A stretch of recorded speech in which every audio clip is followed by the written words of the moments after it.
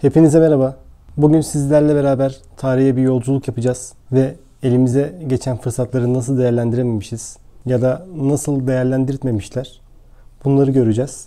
Herkesin bildiği Cessna uçakları nasıl yapılmaya başlanmış, biz o sırada ne durumdaymışız, neler başarmışız, neler başaramamışız, o sırada onlar ne yapmış bunları göreceğiz. Video slide şeklinde olacak. Arada girip bazı yorumlar yapacağım. O yüzden şimdiden hepinize iyi seyirler diliyorum.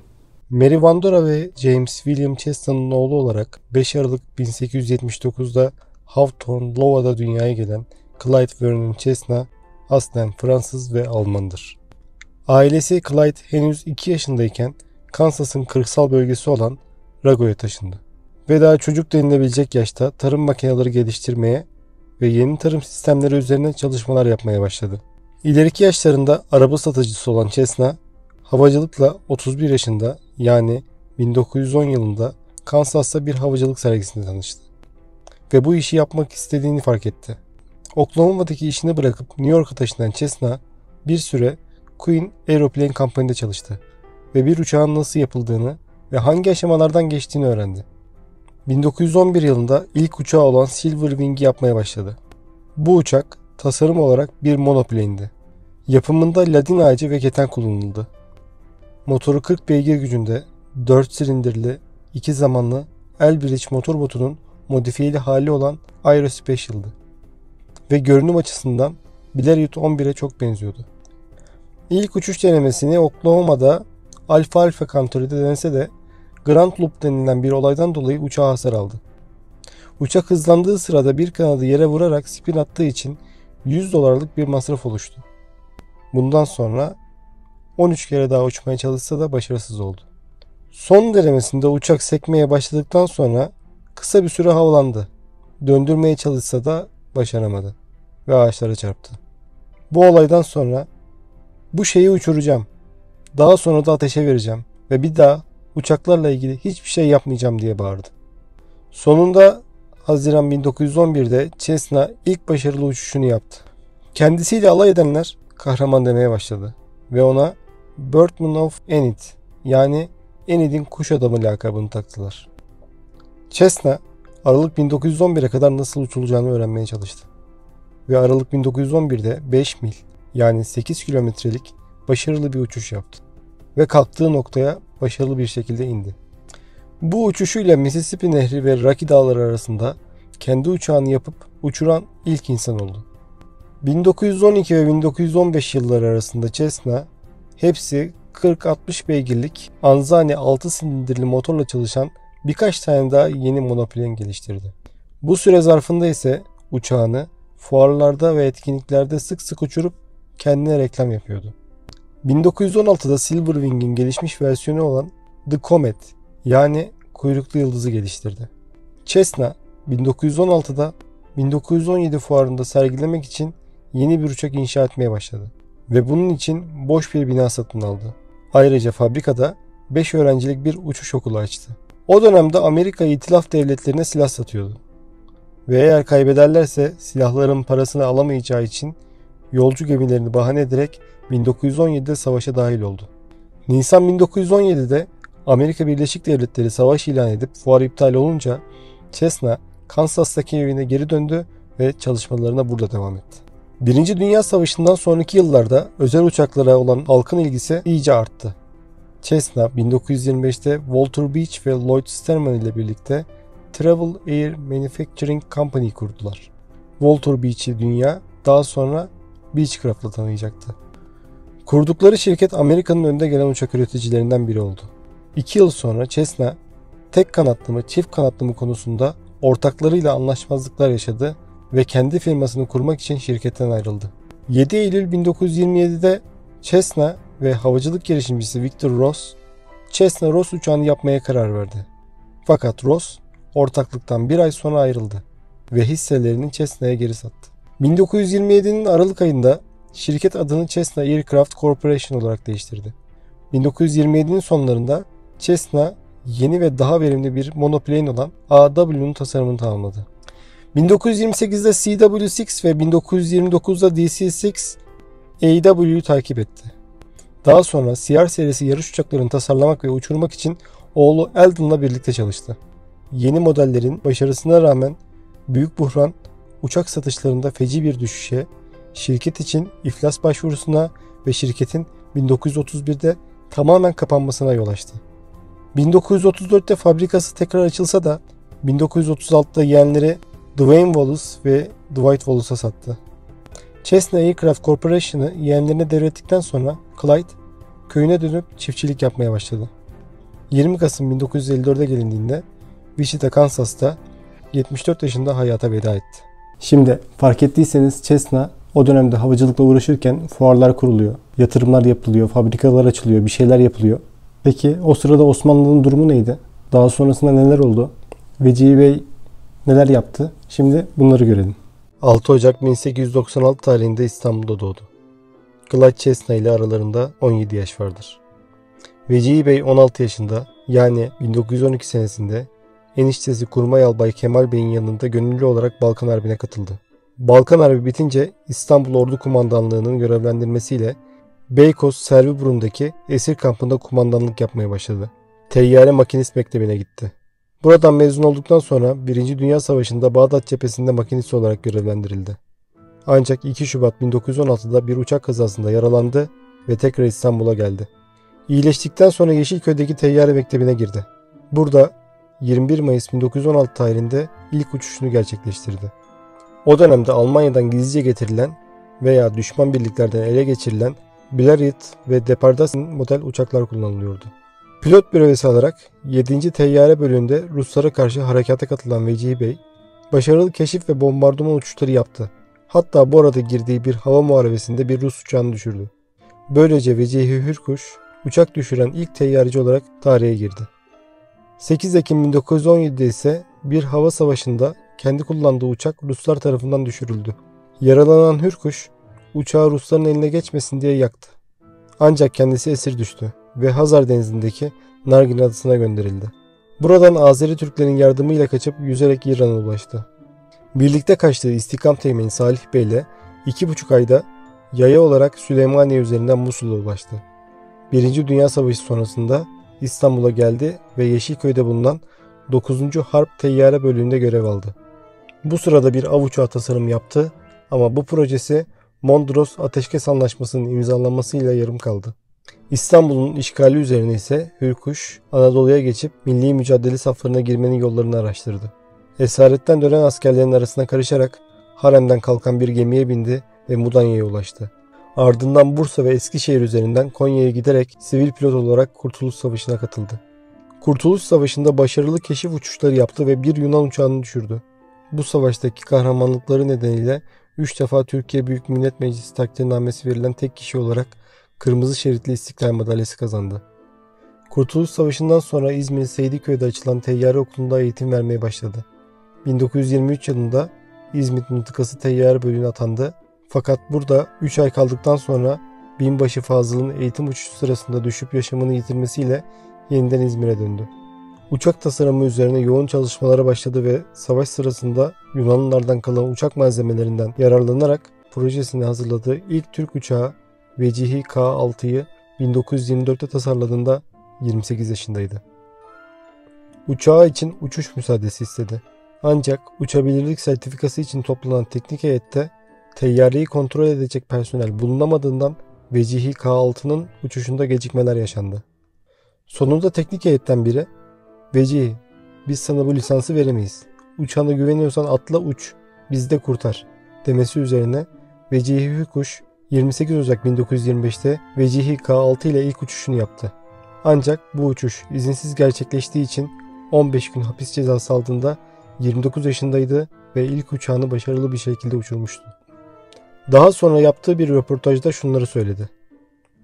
"Elimizdeki mevcut teyyarelerden farklı, daha basit fakat sürat ve mukavemet itibariyle onlardan daha üstün yeni bir proje oluşturdum. Kuvayi Havaiye Müfettişliğinin onaylaması lazımdı. Projem incelendi ve yapılmasına müsaade edildi. Gövdeyi, ayakları taktık. Kuyruğu bitirmek üzereydim. Gece sevincimden uyku uyuyamıyor, gündüz durmak bilmeden çalışıyordum. Bitmesine az kalmıştı. Fakat fen memuru görevinden istifa etti. Teyyarenin inşası tehir edildi. O gün beynime bir kurşun sıksalar daha az üzülürdüm. Eserimin yavaş yavaş ölüşüne şahit oluyordum. Müfettişliğe müracaat ettim. Beyefendi dedim. Memlekete ufak bir hizmet ifa etmek, ona küçük bir eser hediye etmek istiyorum. Buna müsaade etmeyeceklerse ben teyyarecilikten çekiliyorum dedim. İzin çıktı. Kanatları hazırladım ve motoru taktım. Müfettişliğe müracaat ettim. Teyyaremin hazır olduğunu ve denemeye amade olduğumu bildirdim. Müsaade etmediler. Heyeti Fenniye tarafından tetkikine lüzum gösteriliyordu. Tatbikat bir ay sürdü. Bir türlü karar veremiyor, engelleniyordu. Bir gün gizlice teyyarenin meydana çıkardım. Motoruna gaz doldurdum. Üzerine atladım ve makineleri tahrik ederek havalandım. Yükseldikçe ruhum açılıyor, ciğerlerim muvaffakiyetten şişiyordu. Eminim ki ilk teyyareyi keşfeden kaşifler bile bu kadar mutlu olmamışlardır. Havada 200 km hızla uçuyordum. Uçağımız mevcut diğer uçaklardan daha iyi uçuyordu. Artık kalbim rahattı. Tekrar geri döndüm ve teyyaremi kaldırdığım yere indirdim. Verilen emiri dinlememiş, izinsiz olarak denemeye kalkmıştım. Müfettişlik derhal 15 günlük hapis ve yarım maaşımın kesilmesine karar vermişti. Benim başarım ceza ile mükafat görüyordu. Fakat bu ceza benim için önemli değildi. Ben tecrübemi yapmış ve Heyeti Fenniye'ye ispatlamıştım. Teyyaremin mükemmeliyetini tasdik ettirmiştim. Şimdi burada bir virgül koymak istiyorum. Cessna ilk uçağını 1911 yılında yaptı ve bu uçak açıkçası tel maşa bir uçaktı. Ama o dönemin şartlarını düşünürsek bir uçaktı. Asıl uçak diyebileceğimiz uçak 1917 yılında üretilen Comet'ti ve saatte 200 km hıza çıkabiliyordu. İşte Vecihi Bey bu imkansızlıklarla saatte 207 kilometreye çıkabilen bir uçak yaptı. Bu da demek oluyor ki Cessna ve Vecihi Bey aynı dönemde eşit şartlarda uçaklara sahipti. Fakat Vecihi Bey yaptığı uçak yüzünden ceza aldığı sırada Cessna, Walter Beech'le bir şirket kuruyordu. 16 Şubat 1925'te Türkiye'de kurulan ilk sivil havacılık organizasyonu olan Türk Teyyare Cemiyeti kurucuları arasındaki ilk ve tek pilot olarak yer aldı. 17 Haziran 1925'te Türkiye'de ilk olarak Vecihi Hürkuş'a Türkiye'nin baş teyyarecisi unvanı verildi. Türk Teyyare Cemiyeti'nde halka havacılık sevgisini yaymak amacıyla başlatılan bağış kampanyalarından elde edilen gelirle satın alınan ve Ceyhan ismi verilen uçakla yurt içi bağış gezilerine çıktı. Hürkuş daha sonra Türk Teyyare Cemiyeti heyetiyle ikinci kez Avrupa'ya gitti. Almanya'da Junkers ve Rohrbach uçak fabrikalarını gezdi. Fransa'da birçok uçak fabrikasında incelemelerde bulundu. Türkiye'ye dönüşünde cemiyetin tasarı ve projelerini rafa kaldırması, elindeki teyyare, vasıta ve elemanların hava kuvvetlerine verilmesi ve kendisinin de tekrar hava kuvvetlerinde görev alması istenince Hürkuş görevinden istifa etti. Bu sırada Milli Savunma Bakanlığı'nın Kayseri'de Teyyare Onarım ve Motor Anonim Şirketi'ne ait bir fabrika kurması için anlaşmasının ardından kendisine gelen teklifi kabul ederek Junkers A-20 uçaklarındaki eksikliklerin düzeltilmesi çalışmalarında görev almak için yeniden Almanya'ya gönderildi. Buradaki çalışmalarının ardından yurda geri çağrıldı. 1926'da Junkers A-35 uçağının tecrübe edilmesinde görevini başarıyla yerine getirdi. 1927'de TOMTAŞ'ın 14 kişilik 3 motorlu Junkers G-24, diğeri 6 kişilik tek motorlu Junkers F-13 yolcu uçaklarıyla Ankara-Kayseri arasında ülkedeki ilk havayolları uçuşları sayılan ulaşım uçuşları yaptı. Daha sonra Hürkuş, Türk Hava Kurumu'ndaki eski görevi olan teknik şubeye geri döndü. 1930 yılında Ankara'da toplanan sanayi kongresinde açılan Yerli Mallar sergisinde kendisine ait yerli malı uçakların resim ve maketleriyle üstten kanatlı kapalı kabinli Vecihi K-11 tipi uçağın modeline ait minyatür katılımcıların yoğun ilgisiyle karşılaştı. Yeni uçak modelleri tasarlamaya devam eden Hürkuş, Kadıköy'de bir keresteci dükkanı kiraladı ve burada 3 ay içerisinde Vecihi 14 uçağını imal etti. Bu 2 kişilik tek motorlu spor ve eğitim uçağı ilk uçuşunu büyük bir kalabalık ve basın topluluğu karşısında 27 Eylül 1930'da Kadıköy'ün Fikirtepe semtinde gerçekleştirdi. Vecihi 14 Türkiye'nin ilk sivil uçağı, kendisinin de ürettiği ikinci uçak oldu. Bu dönemde Cessna'nın şirketi büyük buhrandan dolayı iflas ediyor. Bu sırada Vecihi Bey 34 yaşında ve 2 tane uçak yaptı. Yani Cessna'nın hayatında ilk defa uçak gördüğü yaştan 3 yaş büyük. O sırada Cessna 46 yaşındaydı. Bu zamana kadar Cessna artık fabrikalarını kurmuş uçak üretmeye başlamış. Yani iyice yolunu almıştı. İşte bu dönemde Vecihi Bey iyi bir destek alabilseydi belki onların durumuna gelebilecekti. Uçağı inceleyen Başbakan İsmet İnönü ve bazı komutanların takdirini kazanan Hürkuş, uçabilirlik sertifikası almak için İktisat Bakanlığı'na başvurdu. Fakat başvurusuna karşılık olarak teyyarenin teknik vasıflarını tespit edecek kimse bulunamadığından gereken vesika verilememiştir cevabını aldı. Bunun üzerine bakanlıktan uçağın istenen belgeleri alması amacıyla Çekoslovakya'ya gönderilmesi için izin çıkartıldı. Uçak sökülerek demir yoluyla Prag'a gönderildi. Hürkuş 23 Nisan 1931'de Çekoslovakyalı yetkililer tarafından civardaki bir gazinoda düzenlenen törenle baş köşesinde "Yaşasın Türk teyyareciliği" yazılı bir pankartla onurlandırılarak uçuş müsaadesini aldı.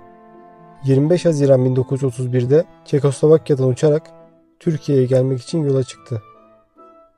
5 Mayıs 1931'de Türkiye'ye geldi. Vecihi Hürkuş 1931 yılında Türk Teyyare Cemiyeti yararına Türkiye turu yaptı. 1932'de Vecihi Sivil Teyyare Mektebi isimli ilk Türk Sivil Havacılık Okulu'nu açtı. Okulda ilk Türk kadın pilot olan Bedriye Gökmen ile birlikte 12 pilot yetiştirdi. Vecihi Bey 37 yaşında yani 1933'te 2 adet Türkiye'nin ilk sivil uçağı olan Vecihi 14, 2 adet ilk eğitim ve spor uçağı olan Vecihi 15, 1 adet 160 beygirlik Mercedes uçak motorlu deniz kızağı Vecihi SK-10'u üretti.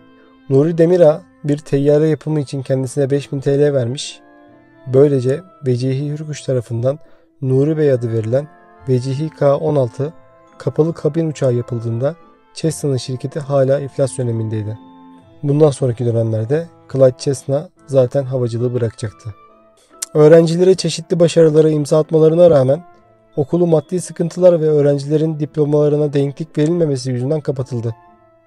Bundan sonra Türk Hava Kurumu Başkanı Fuat Bulcan'ın çağrısı üzerine yeniden Ankara'ya döndü. Burada baş öğretmen olarak görev yaptı. Etimeskut Hangarı'nı inşa etti. Yetiştirdiği öğrenciler Rusya'ya eğitime gönderildi. 1937 yılında Türk Hava Kurumu Hürkuş'u mühendislik eğitimi alması için Almanya'daki Weimar Mühendislik Okulu'na gönderdi. 27 Şubat 1939 yılında mezun olarak ülkesine dönen Vecihi Hürkuş, 2 yılda mühendis olunmaz gerekçesiyle uçak mühendisi ruhsatı verilmedi. Yurda dönüşünde Türk Hava Kurumu tarafından Van'a tayin edildi. Bunun üzerine Hürkuş görevinden yeniden istifa etti. 1942'de Vecihi Havada kitabını yayınladı. 1947'de Kanatlılar Birliği'ni kurdu. Türk Hava Kurumu'ndan Magister tipi bir eğitim uçağı temin ederek kızı Gönül ile Kanatlılar adlı bir dergi çıkarttı. 1951'de 5 arkadaşıyla beraber havadan zirai ilaçlama yapmak üzere Türk Kanadı şirketini kurdu ve İngiltere'den Auster Mk5 tipi 3 uçak aldı. 1954 yılında ilk sivil havayolu şirketi olan Hürkuş Hava Yolları'nı kurdu ancak kazalar, kaçırmalar ve sabotajlar gibi sebeplerle şirket uçuştan men edildi. Sefer yapılmayan şehirlere uçuş izni alamayan şirkete daha sonra kapandı. Elinde kalan son uçağı TC Erki Maden Tetkik Arama Enstitüsü'nün emrine vererek Güneydoğu Anadolu'da toryum, uranyum ve fosfat arama çalışmalarını yaptırdı. Ömrünün sonuna kadar Türk havacılığının gelişmesi için büyük çaba sarf eden Vecihi Hürkuş, maddi imkansızlıklar içinde yaşadı. 1. Dünya Savaşı'nda gösterdiği kahramanlıktan dolayı bağlanan maaşa bile el konuldu. Türk havacılık tarihinin en üretken kişisi olan Vecihi Hürkuş, Ankara'da 16 Temmuz 1969'da hayata veda etti. Evet, durum ortada. Artık bundan sonrasını sizin yorumlarınıza bırakıyorum. Bugünlük bu kadar. Başka videolarda görüşmek üzere. Hoşça kalın.